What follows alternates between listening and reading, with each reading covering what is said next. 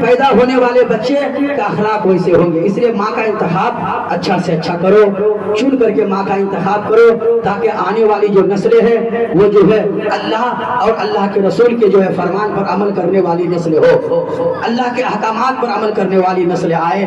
اس لیے ماں کا انتخاب بہتر سے بہتر کرو. اس لیے کہ آپ دیکھیے جیسے کمہار ہے نا جو پیالہ بناتے ہیں, سراہی بناتے ہیں, برتن بناتے ہیں, قبلہ اس کے دیکھیے وہ مٹی کو لے کر کے کیا سے کیا بنا دیتے ہیں, جو شکل چاہتے ہیں مٹی کو دے دیتے ہیں, ہے نا. اسی طرح ماں ہے, ماں جو شکل چاہے اپنی اولاد کو ماں دے سکتی ہے.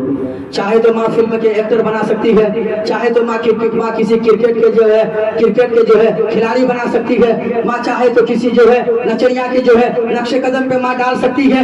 اگر وہی ماں چاہے تو غوث اعظم کا دیوانہ بنا سکتی ہے اولاد کو, اگر وہی ماں چاہے خواجہ غریب نواز کا عاشق بنا سکتی ہے. اس لیے ماں کا انتخاب کریں, چن کر کے انتخاب کریں, جو قرآن کہتا ہے بالکل اسی پر غور و فکر کریں اور اسی طرح سے شادی بیاہ کے معاملے میں رشتے تلاش کیا کریں. میرے بھائی عزیزان ملت اسلامیہ, درود پاک پر اللہم صلی علی سیدنا مولانا شفیعنا بارک وسلم سیدنا شفیعنا حبیبنا منجونا مولانا محمد بارک وسلم صلی علیہ صلاۃ والسلام علیک یا رسول اللہ صلی اللہ تعالی علیہ وسلم.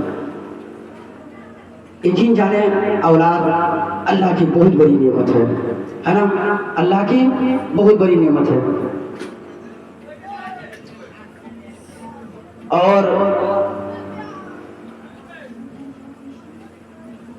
وہ انسان خوش نصیب ہے جن کو اللہ نے بیٹی جیسی دولت سے نوازا ہے. سبحان اللہ, خوش نصیب ہے وہ بھائی جن کو اللہ نے بیٹی جیسی دولت سے نوازا ہے. اس لیے کہ جب اللہ کے نبی نے فرمایا ہے کہ اگر کسی کو یہ پتہ لگانا ہو کہ گھر میں رہنے والے لوگ مومن ہے کہ نہیں, گھر میں رہنے والے لوگ مومن ہے یا کافر ہے, مومن ہے یا منافق ہے, اللہ کے نبی نے فرمایا اگر کسی کو پتہ لگانا ہو تو جانا اس گھر میں جب بیٹی پیدا ہو جائے, کیا ہو جائے, بیٹی پیدا ہو جائے, تو اس گھر میں جانا اور جا کر کے بیٹی کا ذکر کرنا. کیا کرنا, بیٹی کا ذکر کرنا. اگر گھر میں رہنے والے لوگ مسکرا کر شکر ادا کریں اور اللہ کا شکر ادا کریں اور خوشی سے مبارکبادی پیش کریں کہ اللہ کا شکر ہے کہ اللہ نے بیٹی جیسی دولت سے نوازا ہے, اور چہرے کھل جائے تو سمجھ جانا کہ مومن کا گھر ہے, اگر چہرے بگڑ جائے سمجھ جانا کہ منافق کا گھر ہے, سمجھ جانا منافق کا گھر ہے. تو بیٹی یقین جانے اللہ کی بہت بڑی نعمت. ہاں اللہ, میں اکثر کہتا ہوں یہ جملہ جو ہے میں نے کئی جگہ پہ اس جملے کو میں نے رکھا ہے, آج بھی رکھ دیتا ہوں آپ کے اس وادی محبت میں. آپ نماز پڑھتے ہیں نا, نمازوں میں دعائیں مانگا کرتے ہیں, اللہ مجھے ایک بیٹا دے دے, اللہ مجھے ایک بیٹا سے نواز دے, ہے نا. تو کبھی کبھی سجدوں میں جا کر کے اللہ سے یہ بھی دعائیں مانگا کریں اے اللہ مجھے ایک بیٹی عطا کر دے, اللہ مجھے ایک بیٹی سے نواز دے. اس لیے کہ میرے بھائی اگر بیٹا دعاؤں سے ملا کرتے ہیں تو یقین جانے بیٹی نصیبوں سے ملا کرتی ہے نا, بیٹی نصیبوں سے ملا کرتی ہے. بیٹی اللہ کی بہت بڑی نعمت. لیکن قبلہ آج ہماری سماج کدھر جا رہی ہے, آج ہمارے معاشرے کے حالات, اگر کسی غریب کے گھر میں بیٹی پیدا ہو جائے نا, اگر 2-3 جوان بیٹی گھر میں ہو تو یار ایسا ہو گیا ہے نا آج اس پرفتن دور میں کہ اس غریب کا جینا محال ہو گیا.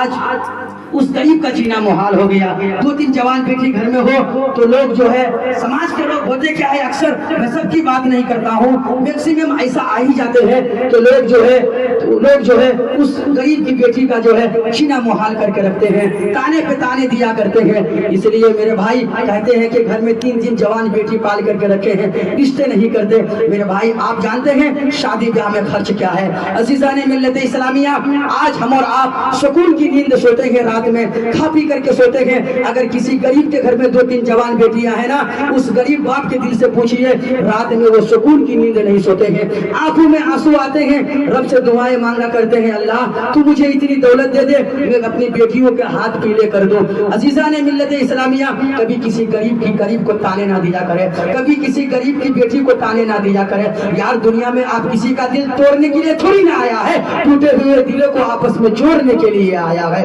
عزیزان ملت اسلامیہ, اگر آپ کا اخلاق ایسا بن گیا, آپ کا کردار ایسا بن گیا, تو سنو اللہ کے نبی کا فرمان. تیرے میرے پیارے نبی جناب محمد رسول اللہ فرماتے ہیں کہ جو میری امت ٹوٹے ہوئے دو دلوں کو آپس میں ملا دے گا, ٹوٹے ہوئے دو دلوں کو آپس میں جوڑ دے گا, تو کل قیامت کے دن میری اس امت کو اللہ تعالیٰ بغیر حساب و کتاب کے جنت میں داخل فرما دے گا. عزیزان ملت اسلامیہ میرے بھائی, کسی کا دل نہ دکھائے, کسی کا دل نہ توڑے. اپنی ذات سے کبھی ہمیشہ یہ پیش نظر رکھے کہ اپنی ذات سے کبھی کسی کو کوئی تکلیف نہ پہنچے.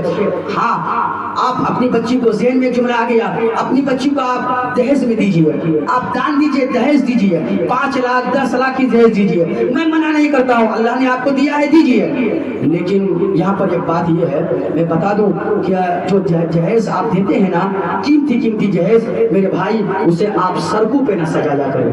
سمجھ رہے بات نا, میری بات سمجھ میں آ رہی ہے نا؟ سڑکوں پہ نہ سجایا کرے, اسے آپ جو ہے گھر کے باہر نہ سجایا کرے, آنگن میں نہ سجایا کرے, روڈ میں نہ سجایا کرے. اس لیے کہ آپ جب جہیز کو سجاتے ہیں نا, گاؤں کے محلے کی جو عورتیں دیکھنے کے لیے آتی ہے نا, ہو نہ ہو میرے بھائی اس میں کسی غریب کی بیٹی بھی دیکھنے کے لیے آ جاتی ہے, کسی غریب بچی بھی دیکھنے آتی ہے. اس کی جب نظر پڑتی ہے کہ قیمتی سے قیمتی جہیز ہے, انہوں نے اپنی بیٹی کو دیا ہے, اس غریب کی بیٹی کی نظر پڑتی ہے نا, اس کا کلیجہ پھٹ جاتے ہیں, آنکھوں میں آنسو آتی ہے, دوپٹے سے منہ کو چھپا کر کے گھر چلی جاتی ہے, بند کمرے میں جا کر کے اللہ کی بارگاہ میں ہاتھوں کو اٹھا کر دعا کرتی ہے, میرے مالک میرے باپ کو تو نے غریب بنایا ہے, میرے مالک میرے باپ غریب ہے, تو جانتا ہے, میرے مالک میرے باپ کے پاس پیسے نہیں ہے, کہ میرے باپ کے پاس پیسے نہیں ہے, کہ آج میرے باپ کے پاس اگر دولت